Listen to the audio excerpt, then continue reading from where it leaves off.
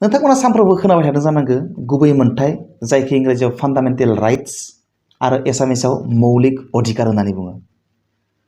स' गोबाङानो बिजाबाव मोन्दों आरो गोबाङानो बाबुराव लांदों आरो गोबाङानो बागराखैबो जायफ्रा फान्डामेन्टेल राइट्सनि सोमोन्दै एबा गुबै मोनथायनि सोमोन्दै मिथिगौ बिथांमोना नैबे भिडिअखौ नायाब्लाबो जागोन मानोना नोंथांमोननि थाखाय बे इम्पर्टेन्ट जानाय नङा। नाथाय जायफ्रा फान्डामेन्टेल राइट एबा गुबै मोनथाय जायखौ एसामिसाव मौलिक अधिकार होननानै बुङो बेनि सोमोन्दै मिथिनो लुबैयोब्ला नोंथाङा नैबे भिडिअखौ नायजागोन आरो नोंथाङा डिटेल्स मिथिनानै मोनगोन। स' फान्डामेन्टेल राइट्सआ गासै मोन द' आरो बे मोन द' फान्डामेन्टेल राइट्सआ भारतनि संबिजिरनि माबे माबे आर्टिकेलाव लिरनाय दङ आरो बे मोन द' फान्डामेन्टेल राइट्सनि ओंथिफ्रा मा मा बेनि सोमोन्दै डिटेल्स नैबे भिडिअआव मिथिनो मोनगोन। गुसुं समनि गेजेराव आं फोरमायनो नाजागोन आरो गोरलै रावजों फोरमायनो नाजागोन। स' भारतनि संबिजिराव भारतनि नोगोरारिफोरनि थाखाय थिखानानै होनाय दङ गासै मोन द' फान्डामेन्टेल राइट एबा गुबै मोनथाय मोनथारनांगौ मोनथाय भारतनि संबिजिरा भारतनि नोगोरारिफोरनो बेखौ थिखानानै दोनदों। दा बे मोन द' गुबै मोनथायनि गिबि मोनथाया जाबाय राइट टु इकुवेलिटि। नाम्बार 1 गुबै मोनथाय नाम्बार 1 फान्डामेन्टेल राइट बे जाबाय राइट टु इकुवेलिटि एबा समानथिनि मोनथाय। बे समानथिनि मोनथाया भारतनि संबिजिरनि आर्टिकेल नाम्बार 14, 15, 16 आरो 17, 18 बे आर्टिकेल नाम्बारफ्राव लिरनाय दङ। दाना राइट टु इकुवेलिटि एबा समानथिनि मोनथाय माने मा? माने आयेना बयनिबो थाखाय समान आरो आयेनखौ गासैनिबो थाखाय समानै प्रटेक्शन होनांगौ होननानै लिरनाय दङ। गुबुन गुबुन हारिनि मानसि दङ भारताव, गुबुन गुबुन स्टेटासनि मानसि दङ। बे गासैबो हारिनि मानसि आरो गासैबो स्टेटासनि मानसिनि थाखाय आयेना समान जानांगौ होननानै लिरनाय दङ। गासैनिबो थाखाय आयेनखौ समानै प्रटेक्शन होनांगौ होननानै लिरनाय दङ। दाना 2 नाम्बार फान्डामेन्टेल राइट एबा 2 नाम्बार गुबै मोनथाय बे जाबाय राइट टु फ्रिडम माने उदांस्रिनि मोनथाय आरो बे उदांस्रिनि मोनथाया भारत संबिजिरनि 19, 20, 21, 22 बे आर्टिकेल नाम्बारफोराव लिरनाय दङ।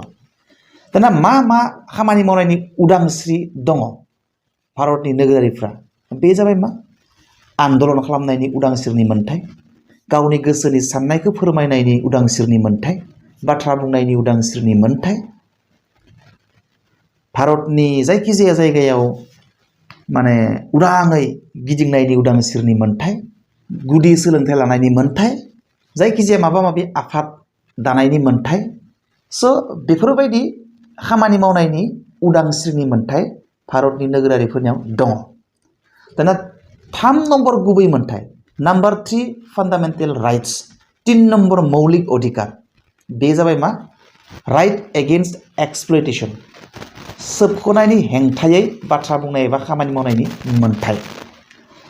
बे जाबाय 3 नम्बर गुबै मोनथाय। दाना सोबख'नायनि हेंथायै खामानि मावनाय एबा बाथ्रा बुंनायनि मोनथाय माने मा? गिदिर गिदिर धोनि धोनि मानसिफ्रा बा गोजौ थाखोनि मानसिफ्रा गाहाय थाखोनि मानसिफोरखौ बा लेखा रोङै मानसिफोरखौ गावसोरनि खामानियाव बाहायनानै नांगौ बायदि माने सन्मान होयै बा नांगौ बायदि बिनि सोलायै बिनो सहाय होयै हेफाजाब होयै। जेरैबायदि हटेलफोराव खम बैसोनि मानसिफोरखौ खामानि मावहोनानै बिनो नांगौ बायदि दरमा होयै, गोरिब मानसिफोरखौ बा प्रब्लेमाव भुगिनानै थानाय मानसिफोरखौ गिदिर गिदिर धोनि मानसिफ्रा लांनानै खामानियाव बाहायनानै नांनाय रोखोमनि हेफाजाब बिसोरनो होफिनै, इन्डास्ट्रि फेक्टरिफोराव खामानि मावहोनानै बिसोरनो नांगौ रोखोमनि फैसा होयै सेलारि होयै बेफोरखौनो बुङो सोबख'नाय। स' बेफोरबायदि सोबख'नायनि हेंथायै बाथ्रा बुंनायनि खामानि मावनायनि मोनथाय भारतबर्षनि नोगोरारिफोरनाव दङ। दाना 4 नाम्बार गुबै मोनथाय 4 नाम्बार गुबै मोनथाया जाबाय right to freedom of religion. बे मोनथाया भारतनि संबिजिरनि आर्टिकेल नाम्बार 25, 26, 27 आरो 28 नाव लिरनाय दङ आरो बेयाव लिरनाय दङ भारतनि जायखिजाया धोरोमखौ नोंथाङा मोजां मोनोब्ला बेखौ फल' खालामनो हायो। भारताव गोबां धोरोमफोर दङ, नोंथाङा जिखौ गोसो बेखौनो लानो हायो, बेखौनो सिबिनो हायो, बेखौनो फोसावनो हायो, बेखौनो जौगाहोनो हायो, बेखौनो फेहेरनो हायो, बेखौनो फोसाबनो हायो। बेयाव जेबो बाधा गैया, जि गोसो बेखौनो लानो हायो, धोरोमनि सायाव खामानि मावनो हायो। स' बेनि उदांस्रिखौ भारत संबिजिरा होदों। नोङो गोसोब्लानो जि धोरोम बेखौनो लानो हायो। बे जाबाय भारतनि संबिजिरनि आर्टिकेल नाम्बार 25, 26, 27, 28 आव लिरनाय दङ। नाम्बार 5 फान्डामेन्टेल राइट एबा गुबै मोन्थाया जाबाय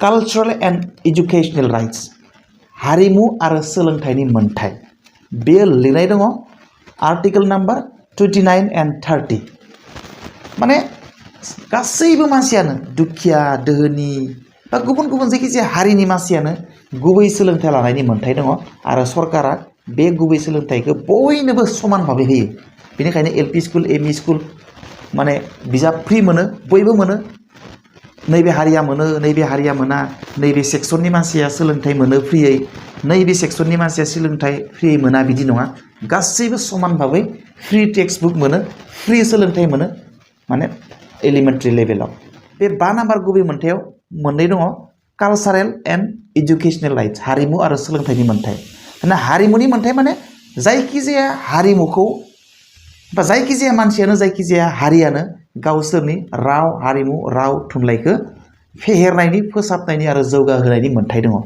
रावबो मानसिया गुबुन हारिखौ बा मायबा मोनसे हारिखौ फोथैनायनि इनसाल्ट खालामनायनि मोन्थाय गैया नाथाय गासैबो मानसियानो गावबा गावनि राव हारिमु थुनलाइफोरखौ जौगाहोनायनि फेहेरहोनायनि फोसाबनायनि मोन्थाय दङ दानिया लास्ट नाम्बार गुबै मोन्थाया जाबाय लास्ट नाम्बार फान्डामेन्टेल राइट्सआ जाबाय मा राइट टु कन्स्टिटिउसनेल रेमिडिस बेयो दोङो भारत संबिजिरनि आर्टिकल नाम्बार 32 आव लिरनाय दङ दाना बेयाव लिरनाय दङ जुदि बै गोजौ मख'बोनाय मोनबा फान्डामेन्टेल राइट्सखौ एबा गुबै मोन्थायखौ सोरबा भायलेट खालामोब्ला एबा सोरबा सिफायोब्ला बा नोङो जुदि बै गासैबो गोजौआव मख'बोनाय गुबै मोन्थायफोरखौ एन्जय खालामनो मोनाखैब्ला नोंथाङा बै फान्डामेन्टेल राइटफोरखौ एन्जय खालामनायाव सोरबा नोंथांखौ बादा होदोंब्ला नोंथाङा गोसोब्ला हारसिंनो इन्डिभिजुवेल भाबै नोंथाङा सुप्रिम कर्टआव थांनो हायो बेखौ फान्डामेन्टेल राइटआवनो सोफाना दोननाय जादों